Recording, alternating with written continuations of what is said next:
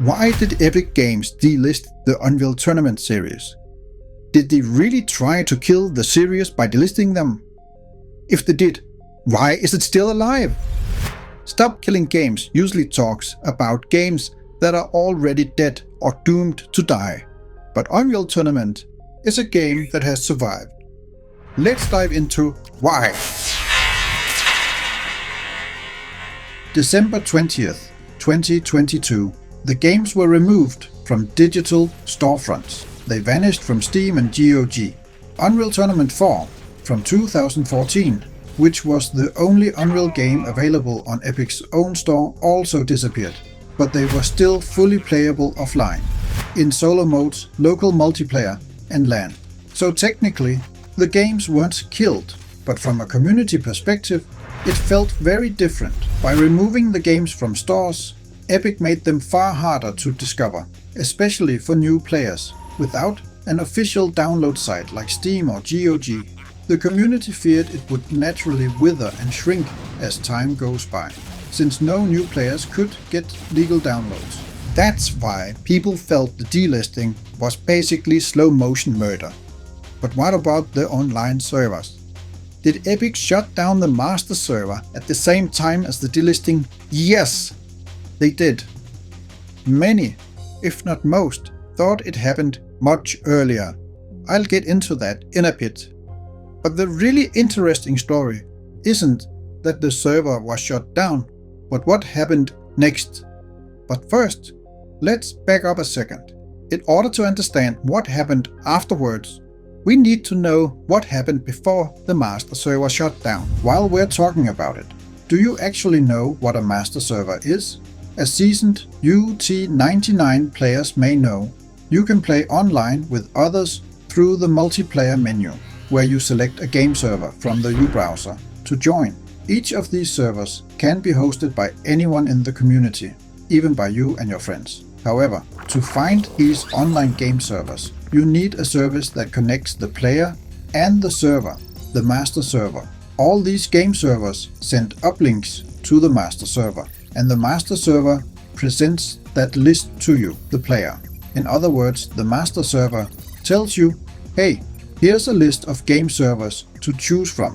In 1999, Unreal Tournament came out of the box with 3 master servers, their own Epic Games master server, GameSpy and Telefract, 3 services, so there was redundancy. The latter service stopped working early in the 2000s. The 2 remaining ones functioned fine, hand in hand, until the autumn of 2008, when the Epic Games master server shut down and the GameSpy service had a service disruption. For 3 days, players of more than 1,000 different game titles could not see any online games in their server list. When GameSpy resumed their services, we all breathed a collective sigh of relief, but it left some of us startled. This could happen again at any time. And then it happened. In January 2014, GameSpy announced that after their takeover by GLU Technologies Inc., they would cease all of their hosted services on May 31st, 2014 for over, by that time, 2,500 game titles. The community of over 2,500 different games just wiped from existence. But did the Unreal Tournament multiplayer scene just vanish after that? No! The community had already been preparing for years. Long before the outage of 2008, some young enthusiasts wrote scripts to display live server information, directly pulled and obtained from their own game servers, just like what you are seeing on the screen right now. This is not in-game. This is a browser that shows the Unreal Tournament servers live. Over time, these guys, 333 Networks, kept working on their project until it worked like a fully fledged master server that players in their own community could use as an alternative should the real master servers go down ever again. Other communities like OldUnreal, Hypercoop, NewbiesPlayground and the Errorist Network played around with Epic's built-in master server applets available in the binaries of the game. When GameSpy shut down the master server, the community could easily switch by changing a few lines in the game configuration file. Many had already done so before GameSpy shut down, and the remaining server admins and players switched to community-hosted master servers. In the wake of the GameSpy shutdown, technical staff from Epic Games reached out to OldUnreal and 333 Networks to find a solution for their master server, and shortly after, in August 2014, Epic restored their own master servers in response to requests from the community. However, the Epic Games master server applet had its limitations. It only supported Unreal and UT99. It was notoriously buggy and would occasionally become unresponsive. When issues were reported on the popular forum UT99.org, Stacy Flagg Conley, communications manager at Epic, rapidly followed up and, to Epic's credit, had master server support restored, which made her well liked by the community. But without GameSpy as fallback, those limitations became a real problem. The damage was done, and 333 Networks became the backbone and continued developing into a truly independent, community-hosted master server. The Errorist Network switched to 333 Networks master server software too, and a synchronization system was implemented so that both master servers contained the same game server lists in case one of the master servers would go down, to prevent disruptions even more. The Errorist Network ran backup services for the Errorist's own master server, but also for the 333 Network's website and master server, just to keep all services available, even when outages would occur. This way they could switch to a live backup solution, keeping the outage times as short as possible, often without the players even noticing, just to keep the community enjoying what they liked best, playing their favorite games online. With knowledge and time, support for other GameSpy affected games was included, like Loom, Postal 2, Deus Ex, Wheel of Time, Serious Sam, and many others that use the same communication protocol, resurrecting several communities from the dead.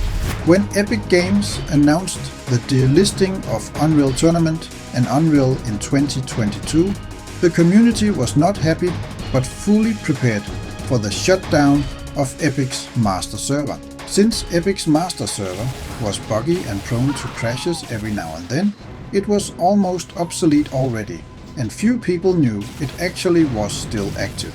In fact, the community was no longer dependent on it at all.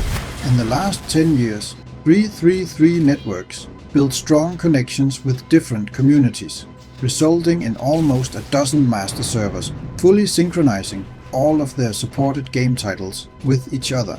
The Errorist Network, NewbiesPlayground, OldUnreal, Unreal Archive, Knocker, GameSpy, and several others together guarantee that Unreal and Unreal Tournament will never be without a functioning master server again. And OpenSpy joined the scene, mostly focusing on other GameSpy era games, while 333 Networks stayed specialized in basically everything that the old Unreal Engine protocol supported. So, did Unreal Tournament survive purely because of community action? No, not entirely. A huge reason Unreal Tournament stayed alive is because of how the game was designed from day one. Just like Unreal, Unreal Tournament had LAN play, direct IP connections, offline bot matches, modding, map editing software, and even the master server were all built in. Unreal Tournament was built for flexibility, and it paid off. Even when the official servers went down, fans of the franchise could continue playing with bots or with friends on their own hosted game servers. Epic included dedicated hosting software and even the master server applet in the release. So, why did Epic delist Unreal Tournament in the first place? Epic officially said it was a part of shutting down outdated online services to fully switch over to Epic Online Services, their modern cross-platform system used in Fortnite and newer games. Updating Unreal Tournament's old network code to work with this modern system would have been too complicated and expensive. So, they just delisted it. At one point, Epic even teased a revival, something called UT3X, a free cross-platform version of Unreal Tournament 3. But those plans were quietly scrapped. And what about Unreal Tournament's place in first-person shooter history? You'll hear some people say, well, Quake came first, so Unreal Tournament wasn't revolutionary. And yeah, Doom started the first-person shooter revolution. Quake built the competitive scene, but Unreal Tournament was revolutionary for me, because it perfected the formula. Smooth movement, its aesthetics included a mix of sci-fi, Mayan and medieval surroundings. It had adaptable bots, modding, map creation, incredible soundtracks, custom voice packs, iconic weapons, and for me, the translocator particularly stood out. Unforgettable, cool announcer voices. Unstoppable! It had several game types besides deathmatch, such as capture the flag, domination, assault, etc. It had fun built in that made you smile even when you lost. So, Unreal Tournament didn't survive because Epic Games protected it. It survived because it was built right and because the community refused to let it die. Even today, Unreal Tournament servers are still alive and kicking, thanks in large part to 333 Networks, which has been actively maintained since 2009 to keep match listings running. But let's be real, without the community, 333 Networks would just be another unvisited website. So this is a huge shout out to the pillars of the scene. Hook's UT Place, which was the first to pick up on the early server info website, long before it became a master server, and where tons of development talk happened. UT99.org and OldUnreal, which helped spread the word across the wider UT99 and Unreal scene. And let's not forget the Dog Clan, possibly the oldest active clan in Unreal and UT99 history, closely tied to NewbiesPlayground and the legendary Old Sparky. Dog helped maintain one of the most welcoming and long-standing hubs for players, new and old alike. These communities didn't just keep the game alive, they kept it thriving. A fun side note, one of my viewers once told me he spoke with Epic staff at a business event and maybe, just maybe, helped convince them to acknowledge Unreal Tournament and update their website with a link to OldUnreal, where since November 2024 you can legally download Unreal Tournament for free. That's awesome. And what about Unreal Tournament 4? It launched in 2014, and after 2017, updates stopped. In 2018, Epic officially abandoned development. It stayed playable in its unfinished state until it got delisted in 2022, when they also blocked launching it from the Epic Games launcher.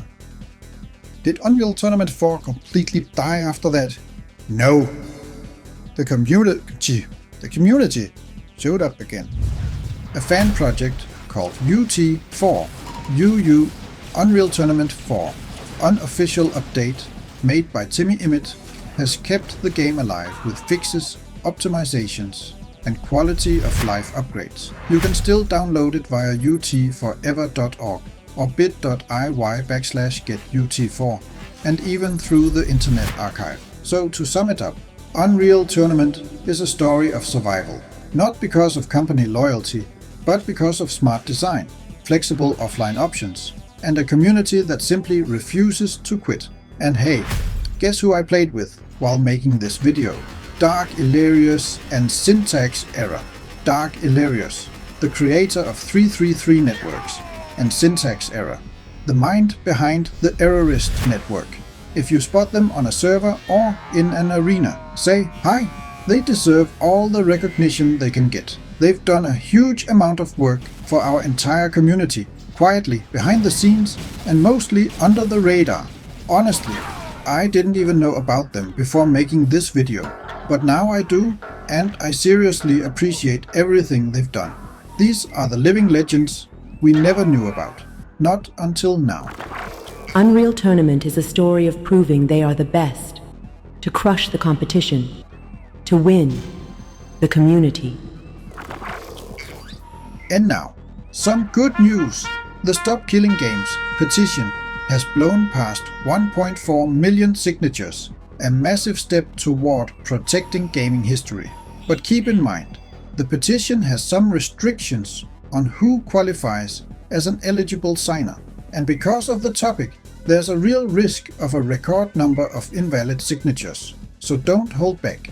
If you're eligible, go sign it and help protect your favorite games. The deadline to sign the Stop Killing Games initiative is July 31st, 2025, so there's not much time left. And again, for Europeans, there's another way to take action. You can now submit a comment to the Digital Fairness Act, asking politely for protections against publishers destroying games. That deadline is October 9th, 2025. So if you're watching this a while after the video goes live, there's still time. To learn more, I highly recommend watching Ross's video on the subject.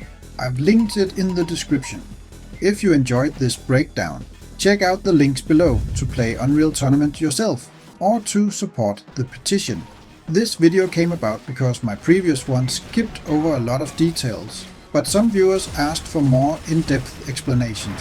If you're interested in hearing more stories from the Unreal Tournament community, feel free to leave a comment and ask for more. That way, I'll know whether it's something I should dive into more often. If you want more Unreal Tournament content in general, I've got you covered. My 5-part weapon breakdown series is up, where you can even learn cool tricks like picking up things you didn't know you could pick up. And if you want to support me directly, you can buy me a coffee or hop onto my Discord server to find others to play with, or to discover more Unreal Tournament communities. Thanks for watching. See you in the arena.